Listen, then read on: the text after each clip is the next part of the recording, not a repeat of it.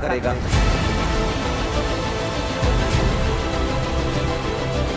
प्रभु यीशु मसीह ने कहा था कि जो मेरे वचन सुनता है और उन्हें मानता है, उसने अपना घर चट्टान के ऊपर बनाया है। अपने हाथों को उठाओ। पहला कुरिन्थिया 10 उसकी 16 आयत में लिखा है, वह धन्यवाद का कटोरा जिस पर हम धन्यवाद करते हैं कि मसीह के लहू की सहभागिता नहीं।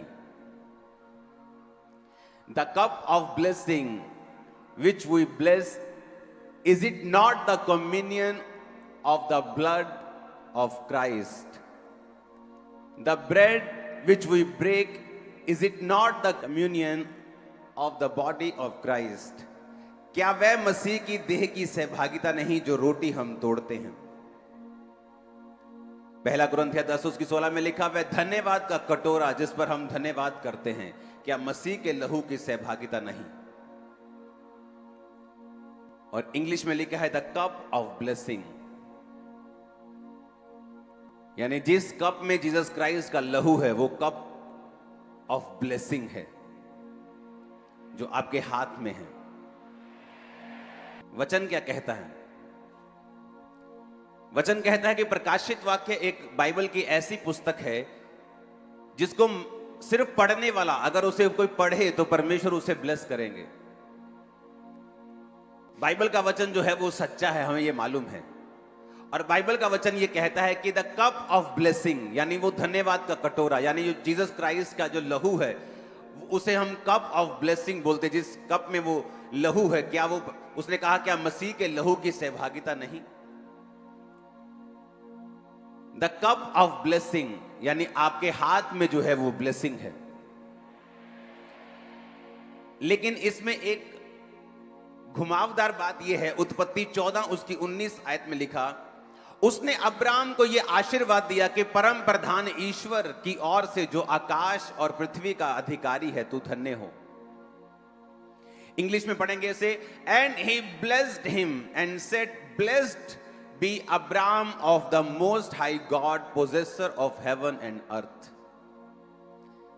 उसने कहा अब्राहम को धन्य हो तू, यानी तू ब्लेस्ड है।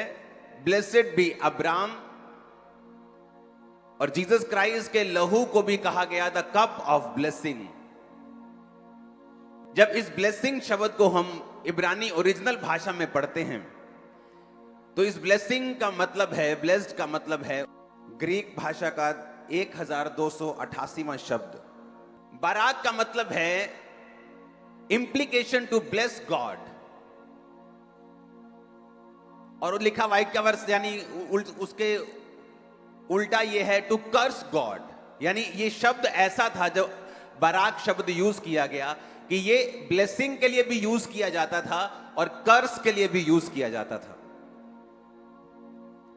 तो जब परमेश्वर ये कहता है द कप ऑफ ब्लेसिंग, कि वो कप, वो धन्यवाद का कटोरा, वो ब्लेसिंग का कटोरा जो तुम्हारे हाथ में है, जिस पर हम धन्यवाद करते हैं, क्या वो मसीह के लहू की सहभागिता नहीं है? अगर वो कप ऑफ ब्लेसिंग है तो वचन ये भी सिखाता है, पौलुस ये भी सिखाता है वचन में कि वो कप ऑफ कर्स भी हो सकता है। एक ही शब्द बाराक जब बोला जाता है तो उसे ब्लेसिंग देने के लिए भी बोला जाता है और उसे श्राप देने के लिए भी बोला जाता है। और इसीलिए पौलुस ने कहा, जब हम पहला कुरिन्थियों 11 उसकी 17 से 34 आयत को पढ़ते हैं, उसकी 26 आयत में लिखा, क्योंकि जब कभी तुम ये रोटी खाते और इस कटोरे में से पीते हो तो प्रभु की मृत्यु को जब तक वो ना आए तुम प्रचार करते हो। जो कोई अनुचित रीति से प्रभु की रोटी खाएगा और उसके कटोरे में से पिएगा, वह प्रभु की देह और लहू का अपराधी ठहरेगा।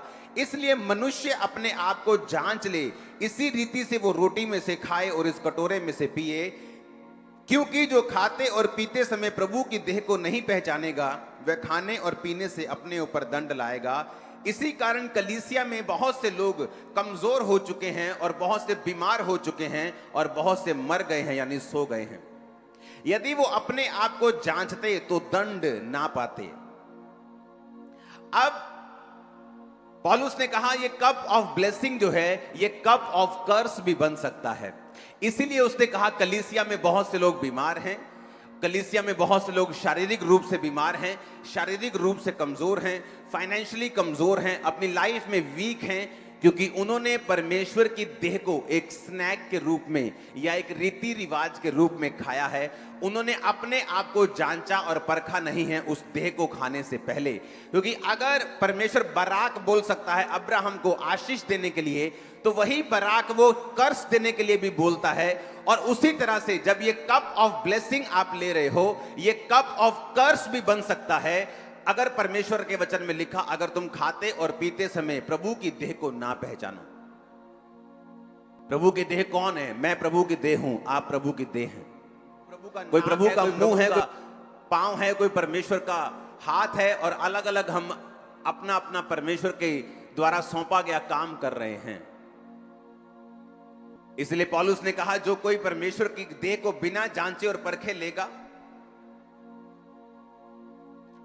तो वो परमेश्वर की देह का अपराधी होगा। इसलिए मनुष्य अपने आप को जांच ले और फिर इस रोटी में से खाए और फिर इस कटोरे में से पिए। पुराने टाइम में कलीसिया में जब लोग ज्यादा आने लगे तो अमीर और गरीबों का ग्रुप बन गया। जो अमीर लोग थे वो अलग, जब प्रभु भोज होता था तो अपने घरों से खाना लेके आते थे।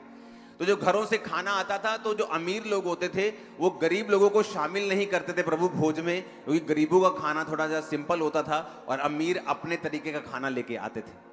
और जब पौलुस को मालूम हुआ कि कलीसिया में गुटबंदी है, अमीर अलग खाते हैं और गरीब अलग खाते हैं, तो इसलिए उसने कहा कि तुम में से बहुत से इसलिए निर्बल हैं, रोगी हैं और प्रार्थनाओं का उत्तर नहीं पा रहे हैं। इसलिए जब पास्टर तुम पे प्रार्थना करता है तुम्हारे जीवन में काम नहीं होता, क्योंकि तुमने परमेश्वर की देह को जांचा और परखा नहीं और उसके बिना खाया है।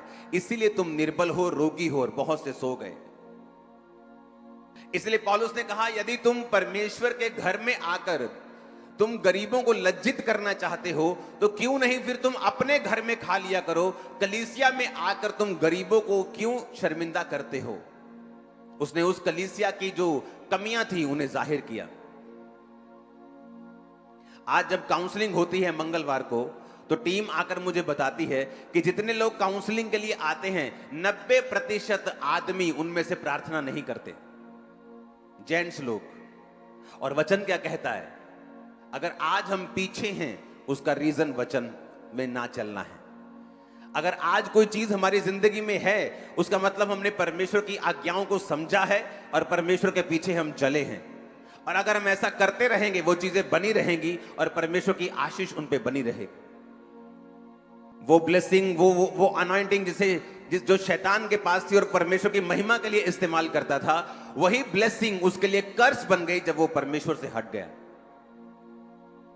ये अनॉइंटिंग जो लोगों को हील करती है, लोगों को डिलीवर करती है, अगर आप पास्टर्स की लाइफ में देखें जब वो परमेश्वर से मुड़ गए, इसी अनॉइंटिंग ने उनको बर्बाद भी किया है, इसी अनॉइंटिंग ने उनको श्रापित भी किया है। क्योंकि जो आशीष का कारण बन सकती है वो श्राप का कारण भी बन सकती है। जो गाड़ी आपको सही जगह पे सही टाइम पर लेके जा सकती है, उसको मिस हैंडल करने से वो आपको मार भी सकती है, आपका एक्सीडेंट भी करवा सकती है।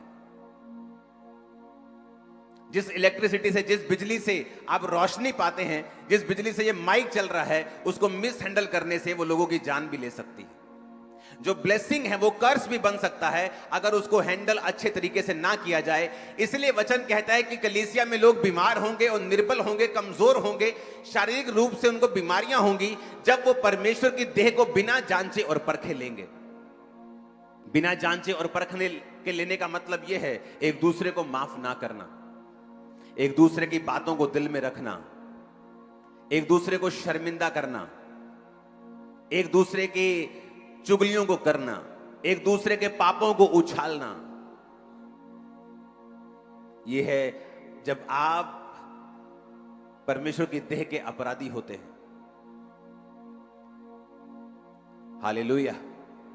कोई व्यक्ति गलती कर सकता है, आप उसको समझा सकते हैं,